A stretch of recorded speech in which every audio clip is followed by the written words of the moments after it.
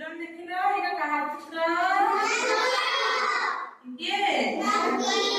Hadiah di hal. Oke. Itu aneh. Hal. Tadi kami aja mampir ଆଉ एक monkey और fox ବିଷୟରେ କଣ କରିବା ଗୋଟେ ଷ୍ଟୋରି ଶୁଣିବା ଗପ ଶୁଣିବା ଏଟା ଗେମ୍ ସେଇ କିଏ fox ହଁ ନାଇଁ ଆଉ ତାହେଲେ ଦିନେ କଣ ହେଇଛି ନା ଆମେ ଜାଣିଛେ ଯେ ଜଙ୍ଗଲରେ ବିଭିନ୍ନ ପ୍ରକାର ପଶୁ ପକ୍ଷୀ ରହନ୍ତି ହେଲା ଏଟା ଯୋଉ ଜଙ୍ଗଲ ବିଭିନ୍ନ ପ୍ରକାର ପଶୁ ପକ୍ଷୀ ରହୁଥିଲେ ସେଥିରେ ମାଙ୍କଡ ବି ଥିଲା ଆଉ କଣ ବିଲୁଆ ମଧ୍ୟ ଥିଲା ଦିନେ କଣ ହେଲା ନା ମାଙ୍କଡ ତ ନାଚ କରେ ମାନେ ନାଇଁ ମାଙ୍କଡ ଭଲ ନାଚ କରେ ନା ନାଇଁ ତେଣୁ ମାଙ୍କଡ ନାଚ ଦେଖି କଣ ହେଲା ନା ଜଙ୍ଗଲର ସବୁ ପଶୁ ପକ୍ଷୀ ସ୍ଥିର କଲେ ଯେ ମାଙ୍କଡକୁ ସେମାନଙ୍କର ରାଜା କରିବେ ବୋଲି ହେଲା ତେଣୁ ଜଙ୍ଗଲର ରାଜା କିଏ ହେଲା ମାଙ୍କଡ ହେଲା ତାହେଲେ ଜଙ୍ଗଲର ରାଜା ଯେତେବେଳେ ମାଙ୍କଡ ହେଲା ଇଏ କଣ ହେଲା ନା ଏଇ ପକ୍ଷୀଶିଆଳକୁ ବା ବିଲୁଆଟିକୁ କଣ ହେଲା ବହୁତ ଜୋରେ ରାଗ ଆସିଲା କହିଲେ କି ମାଙ୍କଡ ଜଙ୍ଗଲର ରାଜା ହେଲା ସେ ତ ତାର ଦାୟିତ୍ୱ ଜ୍ଞାନ ବୋଲି କିଛି ନାହିଁ ସିଏ ଜଙ୍ଗଲର ରାଜା ହେଇଗଲା ମୁଁ ହେଇପାରିନି କହିକି ରାଗିଲା କାହା ଉପରେ ମାଙ୍କଡ ଉପରେ ରାଗିଲା ସେ କହିଲା କି ମୁଁ ଯାଉଛି ଆକୁ ଗୋଟେ ଆଜି ପାନେ ଦେବି ଗୋଟେ ଉଚିତ ଶିକ୍ଷା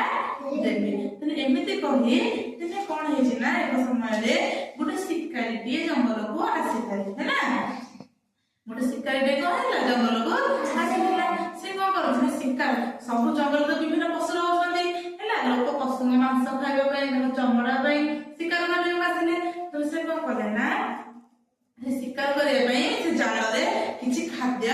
ରଖିଥିଲା କିଛି କେକ୍ ରଖିଥିଲା ଖାଇବା ପାଇଁ ହେଲା ସେ ମାନେ କେକ୍ କୁ ଦେଖିକି ସମସ୍ତେ ଆସିବେ ଖାଇବା ପାଇଁ ନା ନାଇଁ ଆଉ ପଶୁ ତାଙ୍କ ଜାଲରେ ପଡେ ଯାହାଦ୍ୱାରା ସେ ଶିକାର କରି ନେଇଯିବ ତେଣୁ ଯେତେବେଳେ ସେ ଶିକାର କରିବାକୁ ଆସିଲା ସେ ଥୋଇଥିଲା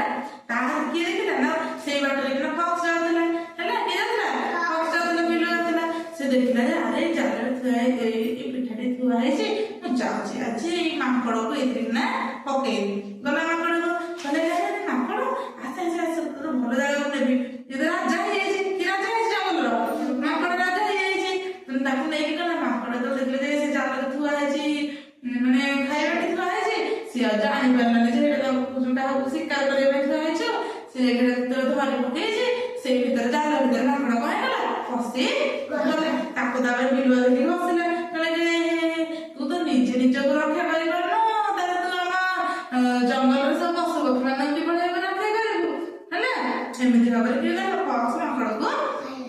କହିଲା ତେଣୁ ତାପରେ କଣ ହେଲା ନା ସବୁ ପଶୁ ପକ୍ଷୀ ସବୁ ପଶୁ ମାନେ ତାପରେ ବିଚାର କଲେ ଏବଂ ଜଙ୍ଗଲର ରାଜା କାହାକୁ କଲେ ସିଂହକୁ କଲେ ତେଣୁ ସବୁବେଳେ ମନେ ରଖ କି ଯଦି ଜଣେ ଉତ୍ତମ ନେତାର ସବୁଠୁ ଭଲ ଲକ୍ଷଣ ହଉଛି ସେ କଣ ହେଇଥିବ ସାହସୀ ହେଇଥିବ ଜଙ୍ଗଲର ରାଜା ହଉଛି କିଏ ଏବେ ସିଂହକୁ ସମସ୍ତେ ଡରନ୍ତି କାହିଁକି ଡରନ୍ତି କାରଣ ତାର ସାହସ ଅଧିକ ତେଣୁ ଆମକୁ ରାଜା ହେବା ପାଇଁ ହେଲେ ବା କଣ ନା ଗୋଟେ ଦଳର ମୁଖ୍ୟ ନେତା ହେବା ପାଇଁ ହେଲେ ଆମକୁ କଣ ରଖିବାକୁ ପଡିବ ସାହସ ରଖିବାକୁ ପଡିବ ସାହସ ଥିବା ଦରକାର ତା ସହିତ ଆମ ପାଖରେ ଉତ୍ତମ ବୁଦ୍ଧି ଥିବା ଦରକାର ତାହେଲେ ଆମ ପାଖରେ ଉତ୍ତମ ବୁଦ୍ଧି ଥିବ ଆଉ ସାହସ ଥିବ ତାହେଲେ ଆମ ମାନଙ୍କୁ କେହି ବି ହେଲେ ହରେଇ ପାରିବେ ତାହେଲେ ଏଇ ଗପରୁ ଏଇ ଶିକ୍ଷାଟା ମିଳିଲା ଆମକୁ ତାହେଲେ ଆଜିର ଗପ ଭଲ ଲାଗିଲା